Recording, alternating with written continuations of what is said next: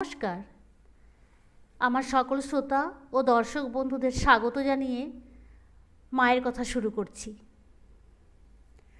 শ্রী শ্রী মায়ের নিকট দীক্ষা লওয়ার কিছুদিন পরে লালমোহনের অর্থাৎ কপিলেশ্বরানন্দের মনে সন্দেহ হয়, এ আবার কি করিলাম, স্ত্রীলোকের নিকট দীক্ষা লইলাম। ক্রমে তাহার মনে অশান্তি আসে। পরে সে স্থির করিল যে এক দিবসের মধ্যে ঠাকুর যদি এ বিষয়ে তাহাকে বুঝাইয়া না দেন তাহলে সে মন্ত্র ত্যাগ করিবে। পরদিন পূজনীয় বাবুরাম মহারাজের আদেশে সে কলিকাতায় শ্রী শ্রী মায়ের বাড়িতে দুধ লইয়া গেল। মাকে প্রণাম করিয়া উঠিলে মা তাহাকে বলিলেন, দেখো, আমি তো তোমায় মন্ত্র দিইনি, ঠাকুর দিয়েছেন। কিছুদিন পরে আবার তাহার সন্দেহ হইল। মনে হইল যদি ঠাকুরই মন্ত্র দিলেন তবে হরেনবাবু এসে যদি বলেন মায়ের কাছ থেকে শক্তি পেয়েছি তাহলে জানব সব সত্য। তাহার কিছুদিন পরে উৎসবের সময় হরেনবাবু মাকে প্রণাম করিয়া মঠে আসিয়া লালমোহনকে বলিলেন, আজ মায়ের কাছ থেকে বিশেষ শক্তি পেয়েছি। তখন লালমোহনের সকল সন্দেহ মিটিল। একবার উদ্বোধনে পাচক ব্রাহ্মণকে কোনো বিশেষ কারণে ছাড়াইয়া দিবার কথা হয়, কিন্তু শ্রী শ্রী মায়ের সেবার অসুবিধা হইবে বলিয়া তথাকার অধ্যক্ষ তাহাকে জবাব দিতে পারেন নাই। মা ইহা শুনিয়া বলিলেন, তোমরা সন্ন্যাসী, তোমাদের ত্যাগই লক্ষ্য, একটা চাকরকে তোমরা ত্যাগ করতে পারো না? মঠের কোনো ভৃত্য কথার অবাধ্য হওয়ায় জনৈক মহারাজ তাহাকে চাপড় মারিয়াছিলেন। উহা মায়ের কানে যাইলে মা বলিয়াছিলেন, ওরা তো সন্ন্যাসী, গাছতলায় থাকবে, তাদের আবার মঠ বাড়ি চাকর, আবার সে চাকরকে মার। ব্রজেশ্বরানন্দ উত্তরাখণ্ডে তপস্যা করিতে যাইবার জন্য মায়ের অনুমতি চাহিতে গিয়াছিল।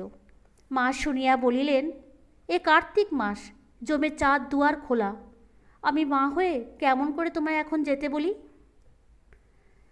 একজন অতি গর্হিত কর্ম করিয়াছিল, তাহাকে কঠোর দণ্ড দিবার জন্য মাকে কেহ কেহ বলিয়াছিল। মা তাহাকে বলেন, আমি যে মা, আমি কেমন করে অমন কথা বলবো?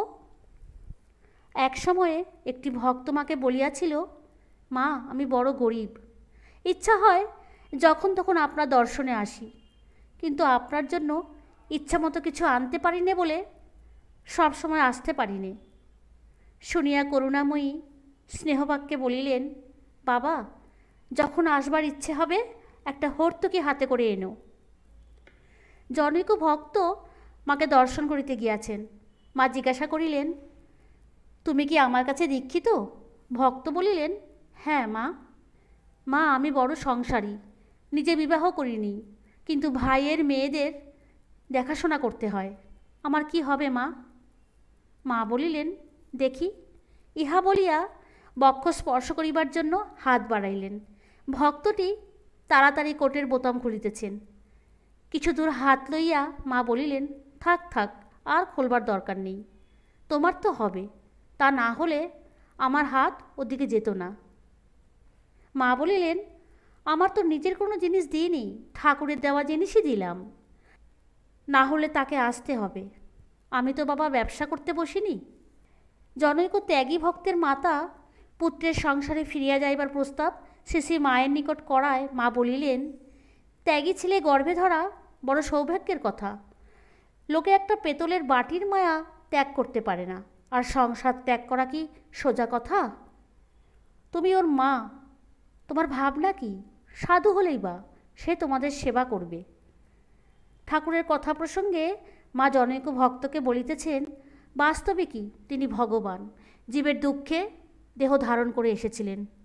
রাজা যেমন ছদ্মবেশে নগর ভ্রমণে যান, একটু জানাজানি হলেই সরে পড়েন।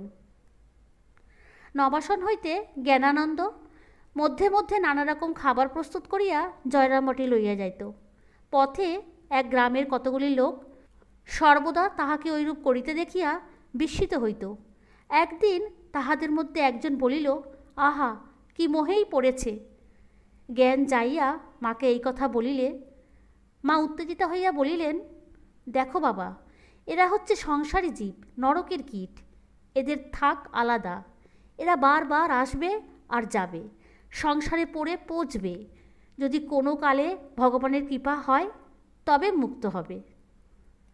জনৈক গৃহস্থ শিষ্য রাজেন্দ্রলাল দে মাকে জিজ্ঞাসা করিয়াছিলেন, মা, আমি কায়স্থ, ঠাকুরকে অন্নভোগ দেব কি?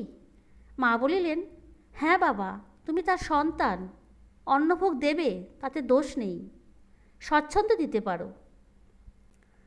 ঢাকার শ্রীযুত পীতাম্বরনাথ জয়রামবাটিতে মায়ের বাড়ির বারান্দায় বসিয়া মায়ের সঙ্গে কথা বলিতেছিলেন।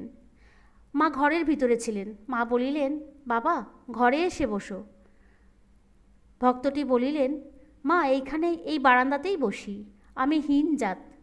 মা তাহাতে বলিলেন, কে বলেছে তুমি হীন জাত?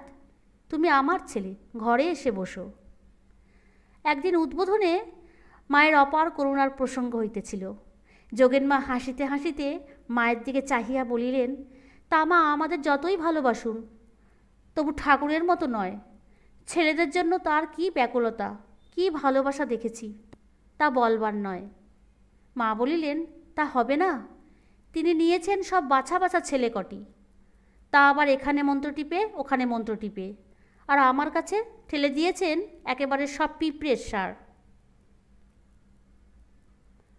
আজকের মায়ের কথা আলোচনা এখানেই শেষ করলাম। ভালো লাগলে ভিডিওটিতে লাইক, শেয়ার ও সাবস্ক্রাইব করবার অনুরোধ রইল।